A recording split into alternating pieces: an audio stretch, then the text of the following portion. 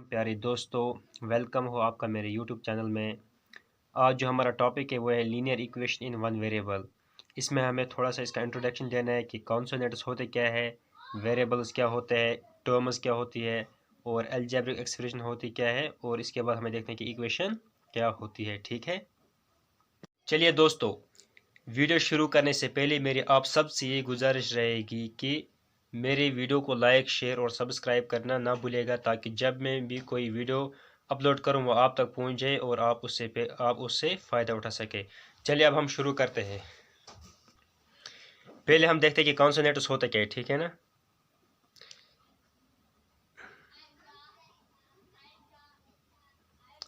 Consonants होते क्या है। कॉन्सोनेंट्स आपको पता ही होगा कि जो भी नंबर्स होते हैं, यानी कि नंबर्स होते हैं कॉन्सोनेंट, जैसे कि 1 है, 2, 3, 100, 200, ठीक है ना, 700, 900, -1, -10, -3/2। इनको हम क्या कहते हैं, कॉन्सोनेंट्स, यानी कि ये किस शक्ल में होते हैं, नंबर की शक्ल में। और अब हमें देखने की वेरिएबल्स क्या होते हैं। वेरिएबल्स आपको पता ही होगा कि जैसे अल्फ़ाबेट के फॉर्म में होते हैं, जो अल्फ़ाबेट के फॉर्म में होते हैं, ए से जेड तक। मैथ में ज़्यादातर इस्तेमाल कौन से वेरिएबल्स हुए, एक्स है, ठीक है ना, वाई है, जेड है, पी है, क्यू है, ठीक है ना। ये वाले अल्फ़ाबेट ज़्यादातर, यानी कि ये वाले वेरिएबल ज़्यादातर मैथ में इस्तेमाल हुए हैं। यानी कि कॉन्सेप्ट्स आपको समझ आया होगा। जो नंबर्स होते हैं 1, 2, 3, यानी कि जो भी कोई नंबर होगा, ठीक है ना, उन्हें हम क्या कहेंगे, कॉन्सोनेंट्स। वेरिएबल्स जो अल्फ़ाबेट की शक्ल में होते हैं उनको हम वेरिएबल्स कहते हैं। ठीक है, अब हमें देखना है कि टर्म किसे कहते हैं, टर्म्स किसे कहते हैं, ठीक है ना। पहले मैं इनकी एग्जाम्पल देता हूँ, टर्म्स कैसे बनती है, ठीक है ना। देखिए यहाँ पर टर्म्स वेरिएबल से बनती है, कॉन्सोनेंट से भी बनती है, और वेरिएबल मल्टीप्लाई कॉन्सोनेंट से भी बनती है, और वेरिएबल मल्टीप्लाई वेरिएबल से भी बनती है। अच्छा, कॉन्सोनेंट मल्टीप्लाई वेरिएबल से भी बनती है, ठीक है ना। अब हम इसकी एग्जांपल देखते हैं। जैसे कि मैं यहाँ पर कोई वेरिएबल लिखता हूँ, जैसे कि मैंने एक्स लिखा, ठीक है ना, या मैंने वाई लिखा, ये वेरिएबल्स है, ठीक है, यानी कि ये एक एक टर्म है। अब मैं कॉन्सोनेंट का कोई लिखता हूँ, 2 है, ठीक है ना, ये भी एक टर्म है, शाबाश, 3, ऐसे भी ये भी टर्म है। अब वेरिएबल और कॉन्स्टेंट, वेरिएबल में यहाँ पे लिखता हूँ एक्स और मल्टीप्लाई उसका कॉन्स्टेंट, ठीक है ना, यानी पहले हमें कॉन्स्टेंट लेना पड़ता है, फिर ये वेरिएबल 2x, ये कॉन्स्टेंट है और ये वेरिएबल है, ठीक है, ये भी एक टर्म है। इनको हम दो टर्म नहीं अभी कह सकते, क्यों, मैं अभी बताता हूँ, ठीक है ना। ऐसे कॉन्स्टेंट और वेरिएबल, ऐसे जब मैं लेके 2x है, ठीक है ना, 3x है, 7xyz है, ये मैंने चार यहाँ पर लिखे, यानी ये एक ही टर्म है। क्यों है, क्योंकि इनका जो 7 और x का ये है, इसके बीच में क्या है, मल्टीप्लिकेशन का साइन। x और y में भी है मल्टीप्लिकेशन का साइन, y और z में भी है मल्टीप्लिकेशन का साइन, ठीक है ना, इसलिए हम इसको क्या कह सकते हैं, एक टर्म। यहाँ पर मैं एक्स वाई भी लिख सकता हूँ, ठीक है, ये भी एक टर्म है। वाई जेड भी लिख सकता हूँ, एक टर्म। 2x लिख सकता हूँ, एक टर्म, यानी कि 2x z या 2xyz, जो भी, यानी कि मैं जो प्लस और माइनस के बगैर इनके बीच में कौन सा मल्टीपल, इनके बीच में जब ये मल्टीप्लिकेशन का साइन होगा तब हम इनके कह सकते हैं कि ये एक टर्म है, ठीक है ना। जैसे कि मैं यहाँ पर लिखता हूँ 2xy, ये एक टर्म है, ठीक है ना। ऐसे ही x भी एक टर्म अलग से है। ऐसे मैं यहाँ पर लिखता हूँ, सॉरी, 2xy एक टर्म है, x एक टर्म है, 2 2z ये भी एक टर्म है, ठीक है ना, यानी कि 9xyz ये भी एक टर्म है। अब हम देखते हैं, अब हम कॉम्बिनेशन का एक टर्म बनाएंगे, कॉम्बिनेशन टर्म, ठीक है ना, बहुत सारे टर्म्स को मिलाएंगे, फिर हम उनको अलग अलग मैं दिखाता हूँ वो कैसे बनते हैं। जैसे कि मैं यहाँ लिखता हूँ x + y + 3। देखिए इसमें ये x है ना, ये एक टर्म है, y एक टर्म है और 3 एक टर्म। क्यों है, क्योंकि इनके बीच में प्लस का साइन है और यहाँ पर भी प्लस का साइन है। जब प्लस और माइनस का साइन बीच में होगा तब हम उन्हें उस वक़्त क्या, टर्म्स को अलग अलग देख सकते हैं, यानी कि अलग अलग कह सकते हैं, ये अलग टर्म है। जैसे कि मैं दूसरी एग्जांपल देता हूँ, 7x - 4y प्लस 3। देखिए यहाँ पर ये वाली एक टर्म है, माइनस है, इसके बीच में हुए अलग। अब ये रहा दूसरी टर्म, इसके बीच में प्लस है, ये भी हुए अलग। ये है तीसरी टर्म, एक टर्म, दो और तीन, ठीक है ना। जब भी प्लस और माइनस का साइन बीच में कहीं पर भी आएगा किसी इक्वेशन के बीच में, अलजेब्रिक एक्सप्रेशन के बीच में, तब हम उन्हें अलग अलग टर्म कह सकते हैं। जैसे कि यहाँ पर 7x है, -4y है, +3। इसमें कितने टर्म्स है? 1 2 3, ठीक है ना। जैसे कि अब मैं इसको लिखूँ +4, हुए कितने टर्म्स? इसमें 4 टर्म्स है, 1 2 3 4, ठीक है ना। यानी अब हमें कैसे पता चला? जब हमने प्लस या माइनस का साइन देखा तब हमने टर्म्स को अलग किया, ठीक है ना। ऐसे में यहाँ पर लिखता हूँ 9yz + 7xyz -3 9yz 39yz, ठीक है ना। यानी यहाँ पर भी ये एक टर्म है, ठीक है। ये रही दूसरी टर्म, ये रही तीसरी टर्म, ठीक है ना।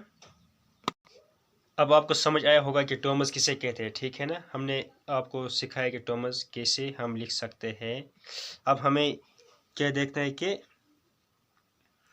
अलजेब्रिक एक्सप्रेशन क्या होता है, ठीक है ना।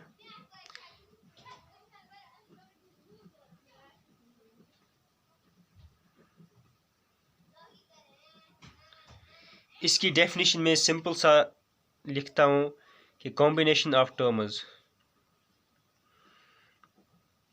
combination of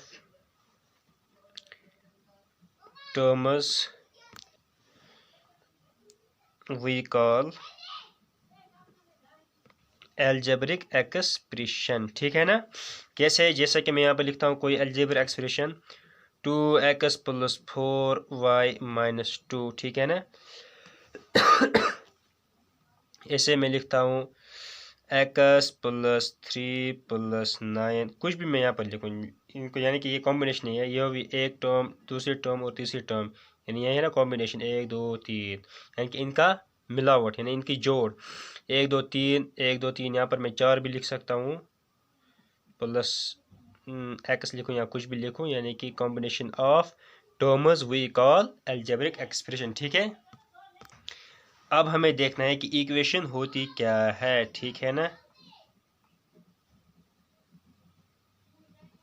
इक्वेशन किसे हम बोलते हैं?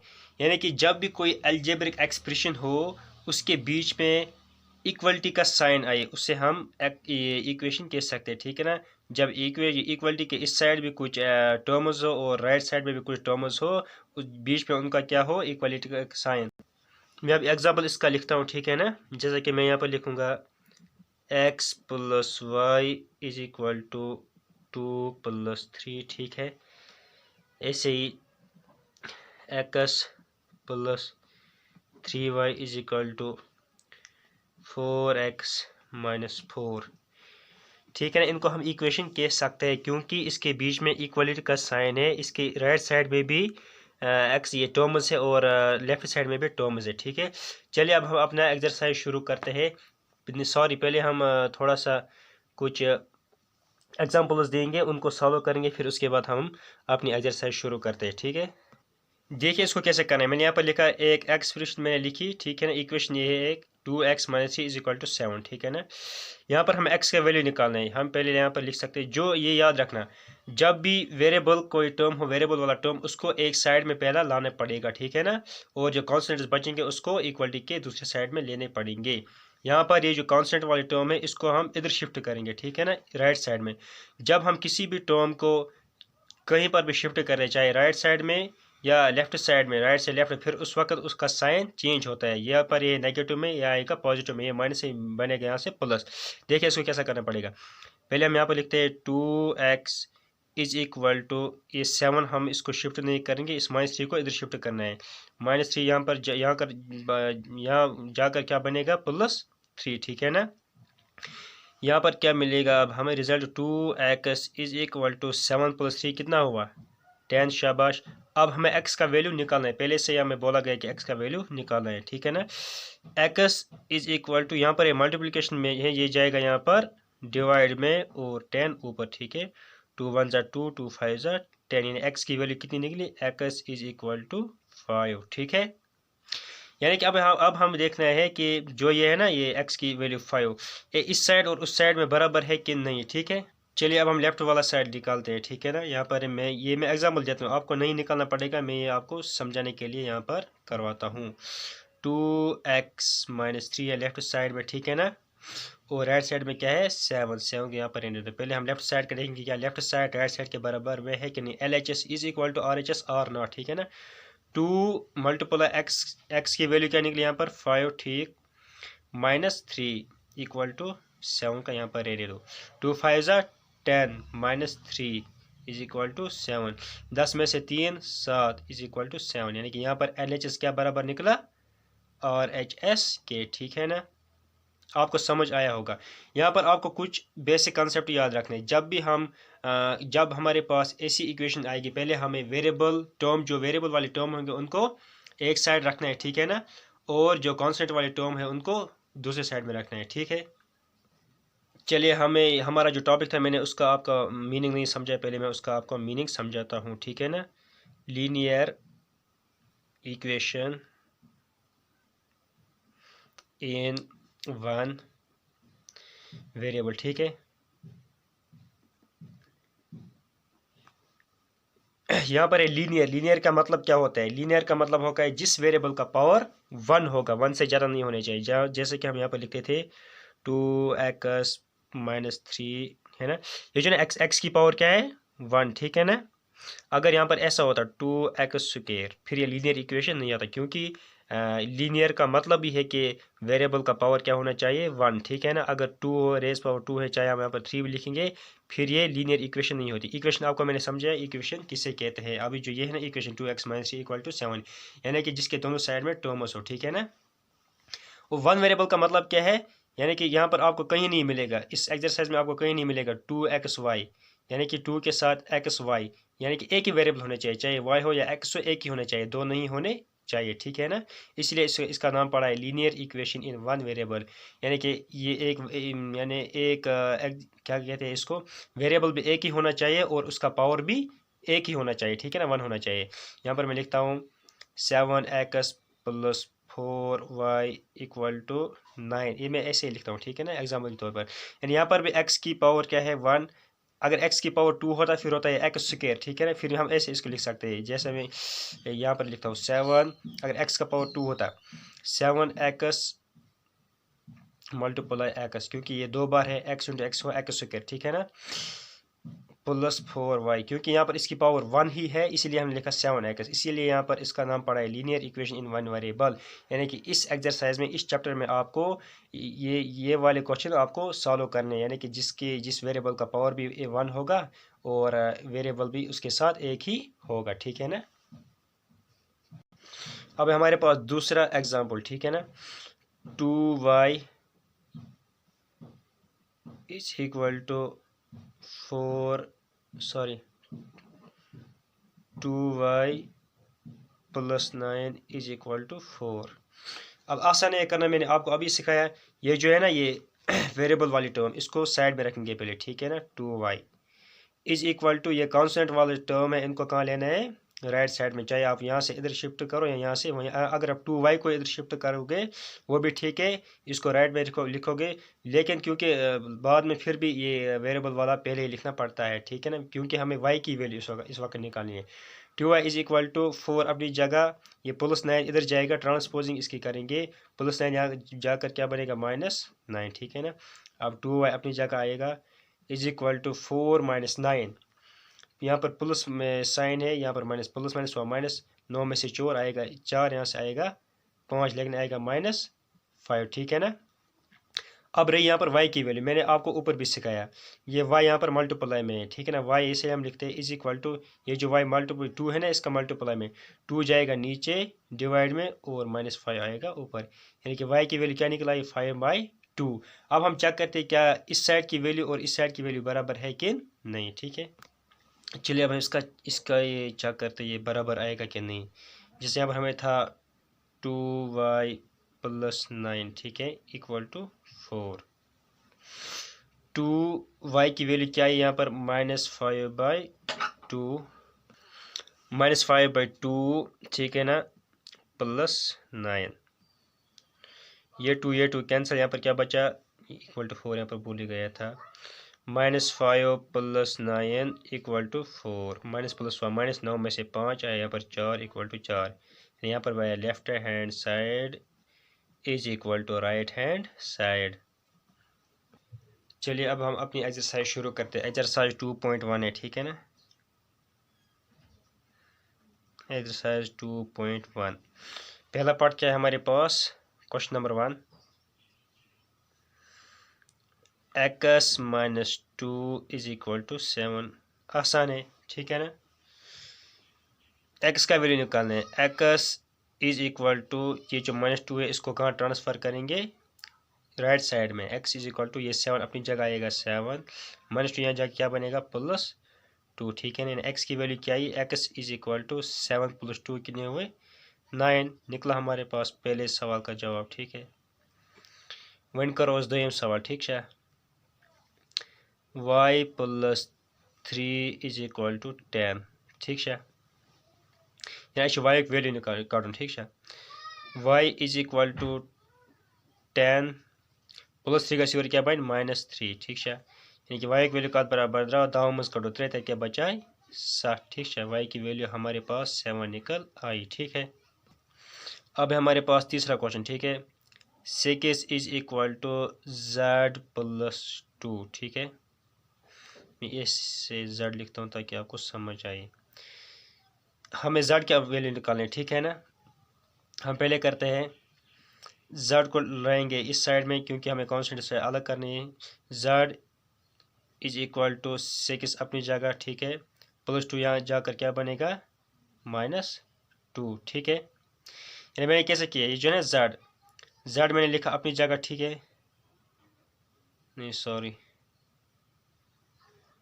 हाँ ठीक है, यहाँ पर मैंने z को अपनी जगह रखा, ठीक है। 6 है ना, ये पॉजिटिव में, इसको मैंने इधर लाया, ठीक है ना, कॉन्स्टेंट के साथ। ये है +2, ये बनेगा -2।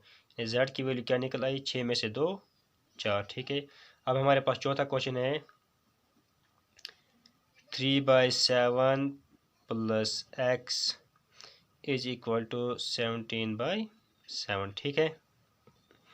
अब पहले हमें इसको ये कॉन्स्टेंट को अलग एक साइड करना है और वेरिएबल को एक साइड, ठीक है। ये मैंने पहले भी आपको सिखाया। x = 17/7। अब ये वाला उस साइड ट्रांसफ़र करना है, इसकी ट्रांसपोजिंग होगी, यानी ये पॉजिटिव में ये क्या बनेगा नेगेटिव में -3/7, ठीक है। अब x को ऐसे लिखना है, यहाँ इनका ये बेस सेम है, आएगी एक 7 ऊपर 13 - 3, 17 - 3 कितना हुआ 14 15 16 वो हुआ 14, ठीक है ना। तो ये प्लस वाला ये नंबर बड़ा है क्योंकि यहाँ पर पॉजिटिव में आएगा 14/7, ठीक है ना। अब इसको क्या करना पड़ेगा 7 1 7 7 2 14, यानी कि x की वैल्यू क्या निकल आई 2, ठीक है। मुझे उम्मीद है आपको समझ आता होगा। अगर समझ नहीं आता होगा तो फिर दोबारा वीडियो देखना पॉज करके, फिर आपको समझ आएगा, ठीक है। पार्ट नंबर 5 यानी कि सवाल नंबर 5, 6 = 12। आसान है, मैंने क्या बोला था, जब भी कोई नंबर इसके साथ, यहाँ पर हमने क्या किया है, कहाँ गया वो, हमने पहले वाले क्वेश्चन में किया। अब मैं यहाँ पर सिखाता हूँ आपको। 6x = 12, ठीक है ना। यानी x = ये जो 6 है ये जाएगा यहाँ पर डिवाइड में 12 आएगा अपनी जगह, ठीक है ना। x = 6/2 क्योंकि ये इसके साथ मल्टीप्लिकेशन में था, अब यहाँ पर चला गया डिवाइड में। 6 1 6 6 2 12, x = 2, यानी इसका आंसर भी आया 2, ठीक है। कितना आसान है। अब हमारे पास छठा पार्ट यानी कि 6th क्वेश्चन। 6th पार्ट है t/5 = 10, इसके नीचे लगाएंगे 1, ठीक है ना। इसको कैसे होता है ये मल्टीप्लिकेशन, इसको इसके साथ होगा और इसको इसके साथ। t × 1 हुआ t = 5 10 50, यानी t का वैल्यू क्या निकला हमारे पास 50, ठीक है। कितना आसान है। ये भी उसी तरीके से, ठीक है ना। यहाँ पर आप 1 लगाओ क्योंकि इसके नीचे कोई नहीं है, कुछ नहीं है। 2x × 1 कितना हुआ 2x = 3 × 18 कितना हुआ 3 × 18 हुआ 54, ठीक है। अब यहाँ पर x ऐसे ही रहेगा, 2 यहाँ जाके डिवाइड में चले जाएगा, फिर यहाँ पर 54, ठीक है। 2 1 2 2 1 सॉरी 2 2 4, यहाँ पर बचा 14 2 7 14, यानी कि x की वैल्यू क्या निकला है हमारे पास x = 27, ठीक है। पार्ट नंबर 8 ये भी ऐसे है। 1.6 = y/1.5, ठीक है ना, यहाँ पर पॉइंट है। अब इसको नीचे 1 लगा लो, इसको इसके साथ मल्टीप्लाई करो, इसको इसके साथ, यानी कि 1.6 इंटू 1.5 वो कितना होता है, वो होता है, पहले हम चेक करते हैं। 1.6 में इसको आप थोड़ा सा एक ये स्टेप बढ़ा दो, 1.6 मल्टीप्लाई 1.5 कितना होता है, ठीक है ना, ये होता है 2.4, ठीक है ना। इसको अब ऐसे ही रखो, ये मैंने रफ किया था, ठीक है ना, यानी कि ये हुआ 2.4 is equal to y into 1 क्या हुआ वाई, यहाँ पर आप ऐसे ही लिख सकते हैं वाई इज इक्वल टू 2.4 मिला इसका आंसर, ठीक है। अगर समझ नहीं आया तो दोबारा देख लेना, ठीक है ना। हमने पहले पार्ट लिखा था 1.6 is equal to y by 1.5, इसके नीचे हमने 1 लगाया क्योंकि हमें क्रॉस मल्टीप्लाई, सॉरी हमें इसको क्या करना था, मल्टीप्लाई, इसको इसके साथ किया और इसको इसके साथ किया, ठीक है ना, क्योंकि इसके बीच में इक्वलिटी का साइन था। अगर मल्टीप्लाई का होता फिर ये आपस में ऊपर वाला ऊपर से होगा और नीचे वाला नीचे से, यहाँ पर इक्वलिटी का साइन था, ये याद रखना चाहिए, इसीलिए इसको ऊपर वाले को नीचे से किया और इसको इसके साथ। 1.6 इंटू 1.5 हुआ 2.4 is equal to 1 into y क्या हुआ वाई के बराबर, वाई इज इक्वल टू 2.4, ठीक है। यहाँ पर 7x minus 9 is equal to 16, अब हमें क्या लिखना पड़ेगा, 7x is equal to 16 minus 9 इधर जाएगा, बनेगा +9, 7x इज इक्वल टू 16 + 9 और 25, x is equal to 25 divide by 7 divide में चला जाएगा, ठीक है, यानी इसका आंसर आया 25/7, ठीक है।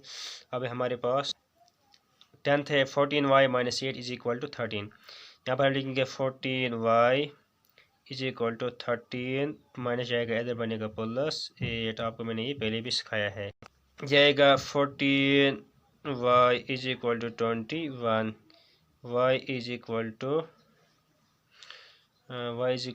21 डिवाइड बाई 14, ठीक है ना।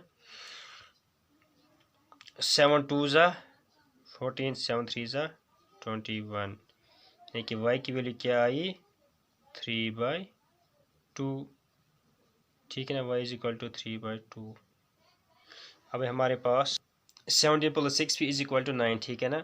हम पहले इसको वेरिएबल को अलग निकालेंगे, 7p is equal to 17 minus 9, क्यों 9 को इस साइड लाएंगे 9, यानी कि 6p किसके बराबर होगा, 17 में से 9 निकल, वहाँ पर बचा 8, ठीक है ना। p इज इक्वल टू 8/6, ठीक है। 2 3 ज़ा 6, 2 4 ज़ा 8, यानी कि p की वैल्यू क्या निकल आई 4/3, ठीक है, p की वैल्यू आई 4/3, ठीक है। देखिए x/3 को अपनी जगह रखने वेरिएबल को, फिर आएगा इज इक्वल टू 7/15, ये +1 है, +1 जाएगा उधर क्या बनेगा -1। अब यहाँ पर क्या होगा, इसका भी अभी हमें 1 निकालना ताकि इसका हम एलसीएम लेंगे, क्योंकि यहाँ पर डिनोमिनेटर सेम नहीं है, इसका एलसीएम आएगा 15, ठीक है ना।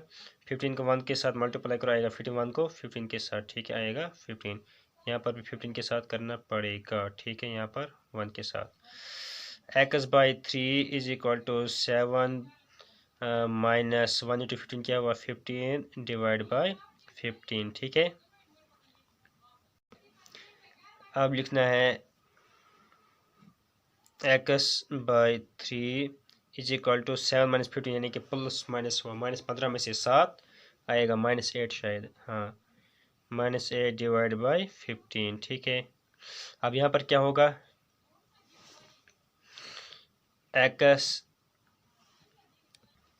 अब यहाँ पर भी ऐसे होगा, x इंटू 15 क्या हुआ 15x, ठीक है, 15x, x into 15x is equal to 3 8 ज़ा 24, यानी कि -24, क्योंकि यहाँ पर माइनस का साइन है, ठीक है। अब x is equal to -24 divide by 15, 3 5 ज़ा 15, 3 8 ज़ा 24, यानी कि x की वैल्यू क्या निकल आई, x is equal to -8 divide by 5, ठीक है ना। हुआ अब हमारा एक्सरसाइज ख़त्म। मुझे उम्मीद है आपको ये समझ आया होगा। अगर आपको ये अच्छे से समझ आया तो फिर मेरे वीडियोस को लाइक शेयर और सब्सक्राइब करना ना भूलिएगा, ताकि जब भी मैं नए वीडियो अपलोड करूँ आपके पास पहुँचे और आप उससे फ़ायदा हासिल कर सकें, ठीक है। अगर आप चाहते हैं कि मैं कश्मीरी में समझाऊँ फिर मुझे कमेंट करना, मैं उस तरीके से भी आपको समझाता हूँ। बाकी अस्सलाम वालेकुम।